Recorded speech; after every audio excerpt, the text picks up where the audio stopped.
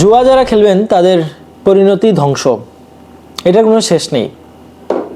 আপনি হাজার হাজার টাকা, লক্ষ লক্ষ টাকা জুয়া খেলে নষ্ট করবেন, তারপরে দেখবেন আপনার কাছে 500 টাকা নেই, 200 টাকা নেই, 100 টাকা নেই। আপনার সামনে আপনার বন্ধু বান্ধব 200, 100, 500, 1000 টাকা দিয়ে আনন্দ ফুর্তি করবে, ভালো কাজ করবে, কিন্তু আপনি 1000 টাকা, 10,000 টাকা, 20,000, 50,000, 1 লক্ষ টাকা একদিনে, 2 দিনে, 1 সপ্তাহে, 30 দিনে শেষ করছেন। এর চেয়ে আফসোস, কষ্ট, নিদারুণ যন্ত্রণা, অবহেলা আর হতে পারে না। আপনি আপনার নিজেকে তখন ধ্বংস করে দিতে চাইবেন, মেরে ফেলতে চাইবেন, নিঃশেষ করে দিতে চাইবেন। যারা জুয়া খেলতেছেন, যারা গ্যাম্বলিংয়ের সাথে জড়িত আছেন, যারা ক্যাসিনো খেলতেছেন, যারা অনলাইন টাকা দিয়ে গেম খেলতেছেন বা টাকা দিয়ে আপনার এই ক্রিকেটের বাজি ধরতেছেন, টাকা রিলেটেড এনিথিং যেটাই করতেছেন সেটার পরিণতি ধ্বংস সুনিশ্চিত। জুয়াখুর যারা তারা নিশ্চিতভাবে তারা ঋণগ্রস্ত হবে। এটা আমার কথা না, আপনারা যারা মুরব্বী লোক আছেন তাদের সাথে কথা বলে দেখেন, যাদেরকে যারা জুয়ারিদেরকে চিনে বা জীবন দেখছে, এক্সপিরিয়েন্স লোক, তাদেরকে জিজ্ঞেস করেন। যারা আপনারা এই টাইপের ক্যাসিনো বা বাইনারি ট্রেডিং অথবা 1x বেটে বা অন্যান্য অ্যাপে যেগুলো ক্রিকেট খেলেন বা ওই গেম ধরেন, বাজি ধরেন, তাদেরকে বলছি যে আপনারা লস হয়েছে, আজকে যদি লস হয়ে থাকে 1000, 5000, 10,000, 1 লাখ, 10 লাখ, আজকে থেকেই বাদ দেন। সেটা আপনি রিকভারি কখনোই করতে পারবেন না, এটা রিকভারি করা সম্ভবই না।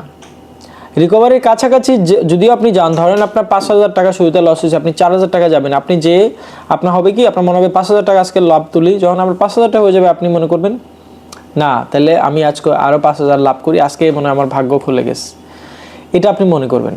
এবং মনে করে দিন শেষে আপনি জিরো হবেন, জিরো।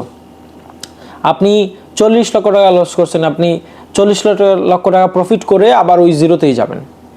জিনিসটা এইভাবে বানানো, বা এইটাই প্রকৃতিগতভাবে এই জিনিসটা এমনই।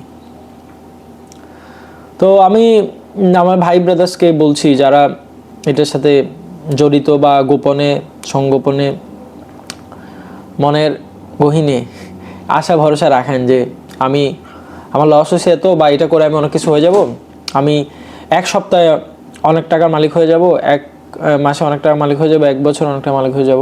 আপনারা এই আশা ভরসা, চিন্তাধারা, ধ্যান ধারণা এটা বাদ দেন। আমি অনেকজনের গল্প দেখছি, এক্সপিরিয়েন্স করছি, তারপরে আমি আপনাদের এই কথাটা বলছি। আমি ভালো চাই আপনাদের, তাই এটা শেয়ার করতেছি আপনাদের সাথে। আশা করতেছি আপনারা হয়তো কথাটা বুঝবেন।